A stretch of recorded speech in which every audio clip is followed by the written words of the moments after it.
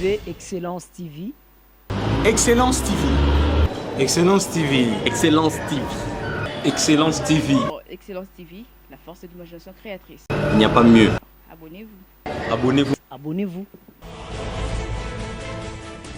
Bonjour et bienvenue à vous, chers internautes, sur l'écran de Excellence TV, la force de l'imagination créatrice. Je ne suis pas seul sur ces plateaux, je suis accompagné du professeur Simon Kidiamboko. Il est professeur des universités, bien sûr. Alors, vous le savez, la situation des universités en République démocratique du Congo commence à inquiéter et c'est autour de cela que nous allons nous entretenir avec notre cher professeur. Alors, professeur Simon, vous le savez, comme nous avons connu une crise dans les instituts supérieurs et universités de notre pays suite à la hausse des frais académiques. Alors, cette décision n'est-elle pas prématurée? Les étudiants sont passés du taux de 92 jusqu'au taux de 170. Bien, merci cher ami. Avant de répondre à votre question, je voulais juste faire une mise au point.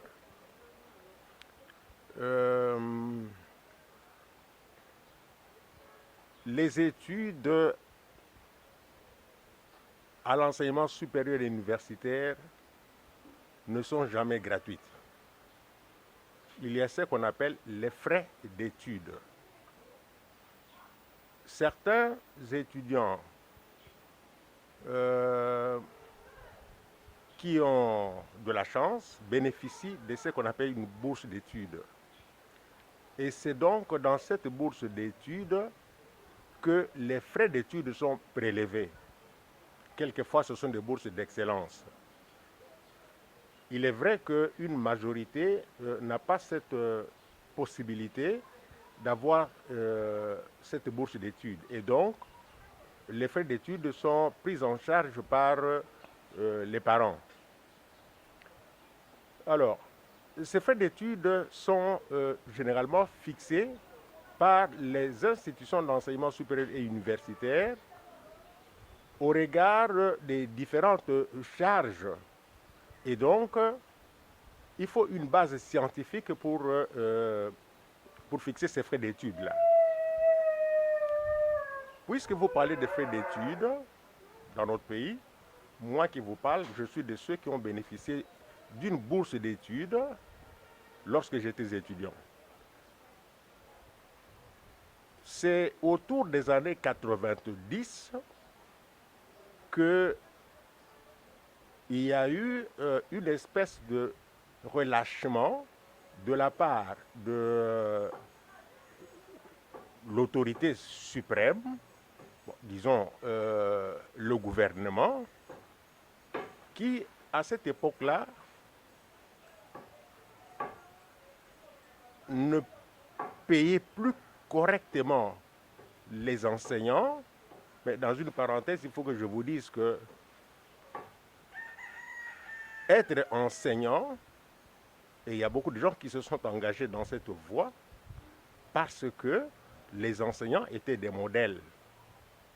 Ils étaient des modèles parce qu'ils évoluaient dans une société où ils étaient bien pris en charge et donc ils n'avaient pas d'autre préoccupation que de préparer leurs enseignements et de transmettre les connaissances. Et il relayait également les parents dans leur tâche d'éducateur. Alors, je disais que autour des années 90, étant donné ce relâchement de la part du gouvernement dans la prise en charge des enseignants, une crise avait eu lieu. Il faut que je vous dise maintenant que je suis professeur d'université, mais j'ai une autre casquette. Je suis le président diocésain du mouvement des professeurs catholiques, dont les fondateurs est Papa Monseigneur Plévout, qui venait de nous quitter, paix à son âme. Alors, qu'est-ce qui s'est passé à cette époque-là? Quand on a constaté qu'il y avait une crise au niveau de l'enseignement supérieur et universitaire, c'est justement le mouvement des professeurs catholiques qui avait proposé une prise en charge des enseignants, ici je dis enseignants au sens global du terme, parce que finalement ça s'est propagé jusqu'au niveau de l'enseignement primaire et secondaire. Mais là, nous sommes à l'enseignement supérieur et universitaire. Des réunions ont eu lieu jusqu'à ce qu'un compromis a été trouvé pour que les parents puissent prendre en charge, en partie bien sûr, parce que le gouvernement paye toujours les salaires, mais compte tenu de la modicité, ce qui a généré cette crise-là, que les parents puissent prendre en charge les enseignants. Et des montants étaient convenus pour ce faire. Mais ce n'était pas une situation qui devait perdurer. C'était juste pour sauver 1 ou 2 années académiques, le temps que le gouvernement se ressaisisse pour la prise en charge des enseignants, des professeurs. Quand je dis professeur, c'est au sens générique du terme. Parce que vous savez qu'en enseignement supérieur universitaire, il y a des corps. Il y a le corps académique, il y a le corps scientifique, il y a le corps administratif, technique et ouvrier. Alors, un compromis donc avait été trouvé à cette époque-là pour ce faire. Et les parents ont adhéré. C'est de là qu'est née cette histoire de partenariat et on a formalisé ça par des instructions académiques pour créer ce qu'on appelle le COPA, le Conseil des partenaires. Et qui sont partenaires? Ce sont tous les corps que je viens de citer tout à l'heure ici et les étudiants. Et donc, au début de chaque année académique, le conseil de partenaires dans chaque institution se réunit pour évaluer et fixer les frais académiques. Je disais que cette disposition avait été prise pour sauver 1, 2 ou 3 années académiques. Parce que je me rappelle que les enseignants ont donné cours pendant 1 année ou 2 années sans être payés. Et donc, ils étaient pris en charge par cet arrangement, cette organisation-là. Alors, pour revenir maintenant à votre question, le taux de 92 ou de 920, en fait, c'est 920. 920 ou 1600 ou 1700. Il s'agit là de la parité de la monnaie locale par rapport à une monnaie de référence, pour notre cas, le dollar.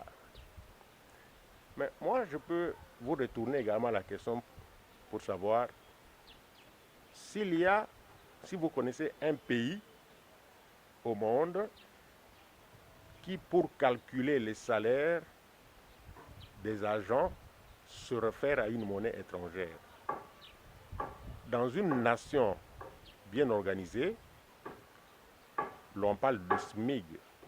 Et donc, les salaires sont payés en monnaie locale, pourvu que le SMIG soit respecté. À ma connaissance, dans notre pays, le SMIG n'existe pas. C'est ce qui fait que, pour revenir également à cette parité-là, je ne suis pas économiste, mais je vous dis que cette fameuse parité concerne les transactions internationales, le commerce international.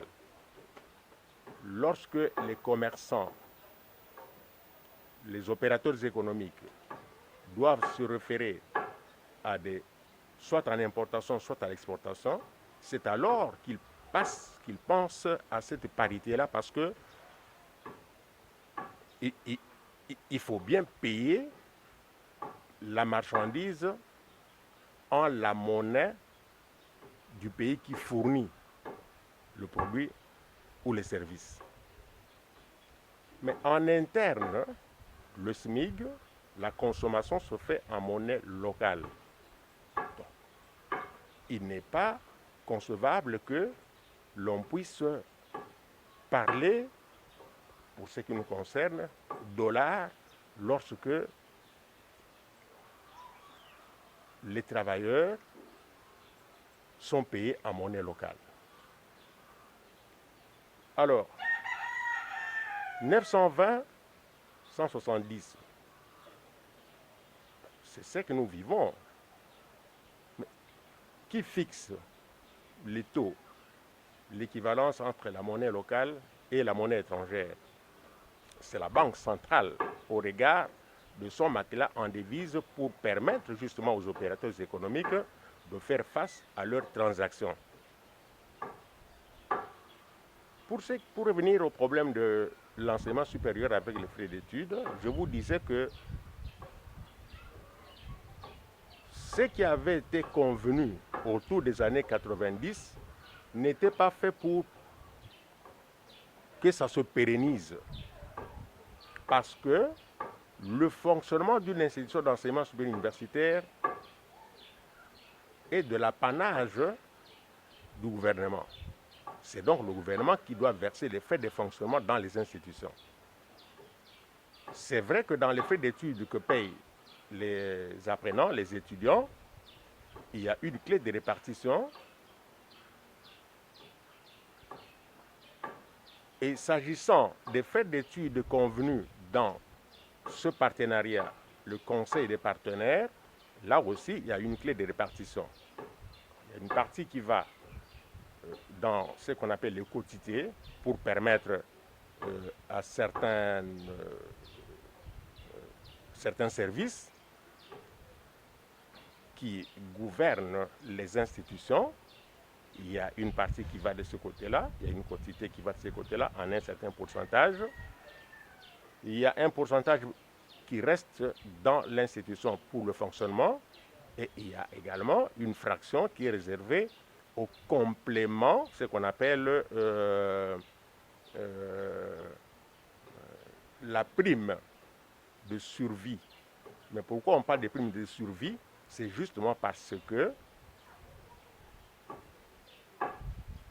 les enseignants, pour ne parler que d'eux, ne se suffisent plus au regard de ce qu'ils ont comme salaire. Et ça, je vous le dis, je le répète, c'est parti des années 90. Et l'on n'avait jamais dit qu'on devait pérenniser ce système. C'était pour sauver une, deux ou tout au plus 3 années académiques. Curieusement, il y a eu un peu comme un relâchement de la part du gouvernement qui continue à payer, bien sûr, les salaires sans respecter le SMIC et les enseignants croient que,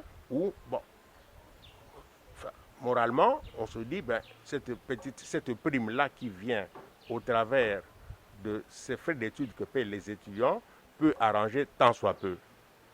Mais je vous dis que ça, c'est faux. Ça, c'est faux. Quelque chose entre, mais ce n'est pas suffisant pour la vie d'un enseignant, comme c'était le cas à l'époque où les enseignants étaient respectés et ont suscité des vocations de la part des étudiants. Chaque année académique est gouvernée par ce que nous appelons une instruction académique, signée par son Excellence, Monsieur le ministre de l'Enseignement supérieur et universitaire. C'est dans cette instruction que l'on voit, dans la partie financière, parce que c'est de ça qu'il est question ici, c'est que doit payer l'étudiant. J'avais dit que les études supérieures universitaires ne sont pas des études gratuites. C'est donc dans cette instruction académique que l'on voit, dans la partie financière, comment les uns les autres doivent se comporter. Je ne sais plus exactement en quelle année, pendant qu'il y avait fluctuation de la monnaie, qui est partie de 920, l'équivalence en francs avec la monnaie étrangère, donc le dollar, la fluctuation a fait qu'on est passé de 920 et ça montait. Aujourd'hui, là, nous sommes à autour de 1700 francs congolais pour 1 dollar.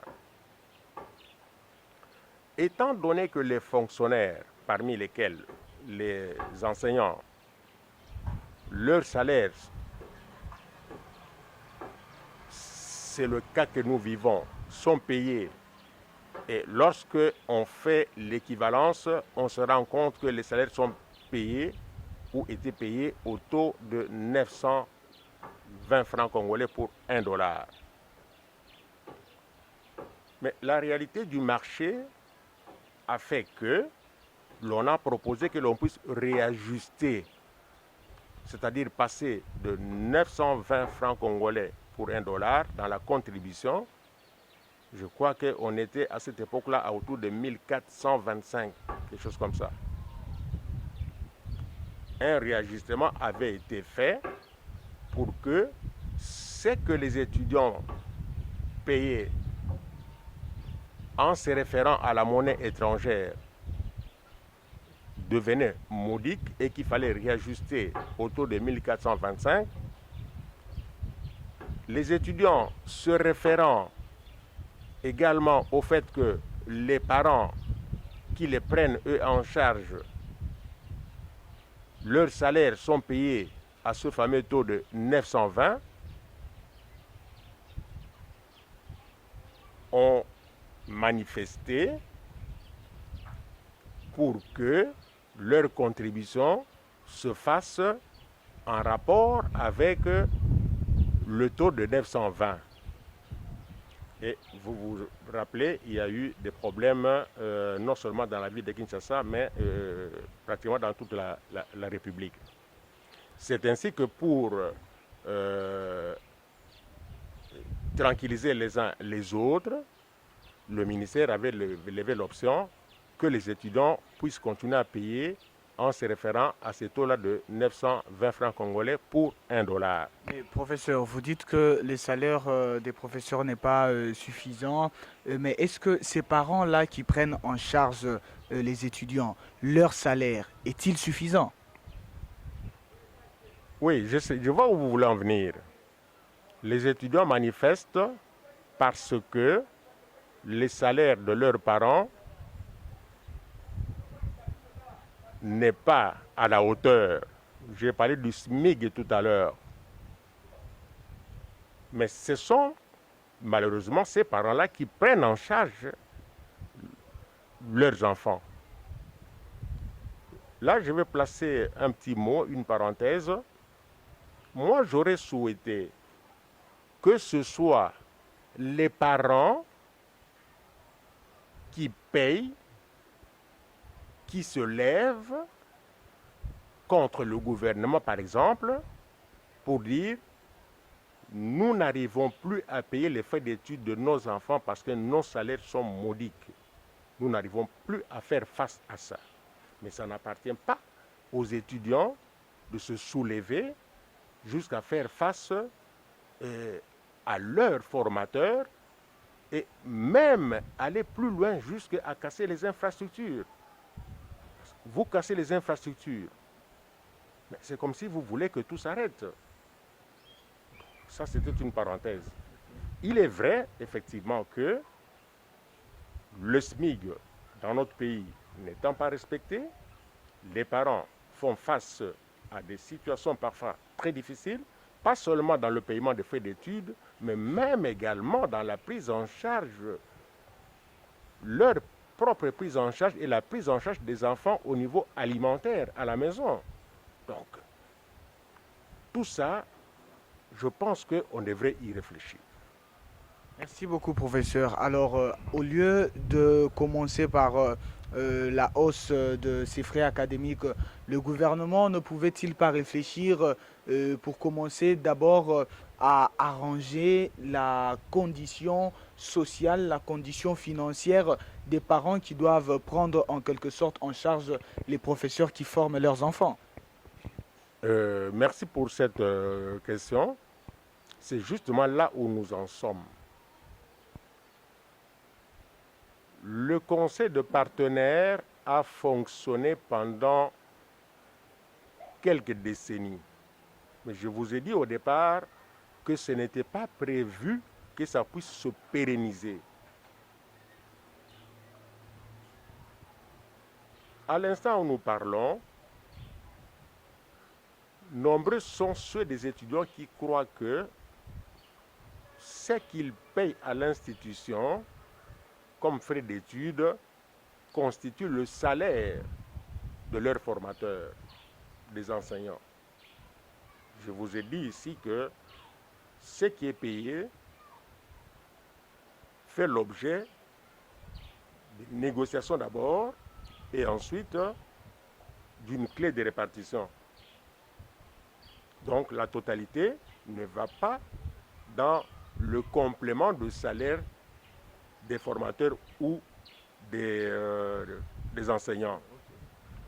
Alors, la question que vous posez, est-ce que le gouvernement ne devrait-il pas commencer d'abord par revisiter leurs conditions sociales, revisiter leur salaire avant de réajuster la contribution en fonction de la parité avec la monnaie étrangère qui est notre monnaie de référence, le dollar qui est notre monnaie de référence. C'est là où nous en sommes aujourd'hui. À l'instant où je vous parle, il y a dans les institutions d'enseignement supérieur universitaire les associations des professeurs. Il y a également une structure qui coordonne toutes ces associations-là qu'on appelle le RAPICO, le réseau des associations des professeurs des universités du Congo. Un travail est en train d'être fait à ce niveau-là. Des voix s'élèvent ça et là dans les universités et dans les institutions, comme pour dire nous devons tendre vers la suppression de ces partenariats. Parce que les enseignants, les professeurs, en partenariat avec les apprenants, on se rend compte que il y a perte de la valeur du formateur face à l'étudiant qui croit que ce qu'il paye, c'est ça le salaire de l'enseignant. Des voix sont donc en train de s'élever comme pour dire nous devons supprimer ce partenariat-là, que le gouvernement prenne en charge le fonctionnement des institutions d'enseignement supérieur et universitaire et également du personnel. Et il y a déjà les professeurs de l'université de Kinshasa qui l'ont déclaré officiellement lors d'un communiqué de presse. Ils ont déclaré avoir quitté la Copa Unikin pour être pris en charge totalement par le gouvernement. Mais est-ce que cela restera au niveau de l'Unikin ou ce sont toutes les universités et instituts qui vont s'en suivre? Aujourd'hui, pendant que nous parlons, il y a une assemblée générale de la PUKIN. C'est l'association des professeurs de l'université de Kinshasa. Mais je vous ai dit que des voix se sont élevées ou sont en train de s'élever partout ailleurs. Quand ils ont dit qu'ils quittent le partenariat, c'est pour les raisons que je venais d'évoquer tout à l'heure. La dignité de l'enseignant face à l'étudiant. Est-ce que ça va être opérationnel cette année? Nous pensons qu'il faut attendre un peu parce que le RAPICO, qui est le réseau des associations des professeurs des universités du Congo, dans sa réunion d'hier ou avant-hier, a fait un communiqué demandant au gouvernement de le recevoir afin qu'il puisse harmoniser au nom de toutes les associations des professeurs d'autres institutions d'enseignement supérieur et universitaire. Et à ma connaissance, il y a un moratoire de 14 jours, Ça signifie que le 24, les activités, ça c'est le cas de l'UNIKIN, les activités vont effectivement reprendre. Mais dans les 14 jours qui vont, après les 14 jours, au cas où le gouvernement ne prenait pas ses responsabilités, nous croyons que nous risquons de revenir à la case départ, c'est-à-dire l'arrêt des activités. Et ça, ce serait dommage parce que c'est une année académique qui risque d'être compromise. Et ce que je vous dis là, c'est le RAPICO. Et quand je parle du RAPICO, ça signifie que c'est tout l'enseignement supérieur et universitaire qui est concerné. Merci beaucoup, professeur Simon Kidiamboko. Alors, essayons un peu de voir la problématique de l'hyper. Comment vous appréhendez ceci? Vous êtes bien sûr professeur, mais je crois aussi que vous êtes parent. On impose aux étudiants de payer les frais académiques. Bien sûr, on équivale cela au taux du jour, c'est au taux de 170, pendant que les parents sont payés au taux de 92 ou 920. Alors, à ces mêmes parents-là, qui doivent payer les frais d'études de leurs enfants avec des conditions qui ne cadrent pas avec ce qu'ils reçoivent comme salaire, on leur impose l'hyper de 15%. Sur ces salaires médiocres-là, comment vous, en tant que professeur et parent aussi, appréhendez cette histoire? Merci pour cette question-là également. Le salaire n'est pas médiocre. Le salaire n'est pas médiocre, mais il est modique. Ça signifie que il ne met pas le travailleur dans une condition sociale convenable, ce qu'on appelle le pouvoir d'achat. Il n'est pas médiocre, mais il est modique. Un réajustement doit être fait. S'agissant maintenant de l'IPR, moi je ne connais pas un pays au monde où les institutions, où les travailleurs ne payent pas des impôts. Les impôts, ça existe. L'IPR, c'est un impôt. Ça existe, c'est normal, on doit payer. Mais ce que nous déplorons, c'est le fait de l'application de cette retenue IPR pendant cette période. Non seulement pendant cette période, mais que l'on ait fait la retenue sur l'enveloppe globale. L'IPR, ça s'impose sur la base. La base, parce que le salaire d'un agent a deux parties. Il y a la partie base et autres primes. Et donc l'IPR s'applique sur la base. Mais là, la retenue a été faite 15% sur l'enveloppe globale. C'est là où les bas blessent. Mais des négociations sont en cours. Ça a même fait l'objet d'un des points de revendication que le RAPICO a introduit au niveau du gouvernement au travers de son Excellence, Monsieur le ministre de l'Enseignement supérieur et universitaire. Merci beaucoup, professeur. Nous sommes déjà là en train de tendre vers la fin de notre interview. Mais un dernier mot par rapport à tout ce que nous venons de dire. Qu'est-ce que vous, en tant que professeur et en tant que parent, conseillez au gouvernement congolais et particulièrement au ministère de l'ESU? Et qu'est-ce que vous conseillez à vos collègues professeurs et aussi à vos étudiants? Oui. En ma qualité de professeur d'université et de parent, Mais je vous ai dit tout à l'heure que j'avais une autre casquette, que je suis le président diocésain du mouvement des professeurs catholiques. À ce titre, je ne peux conseiller que la voie du dialogue.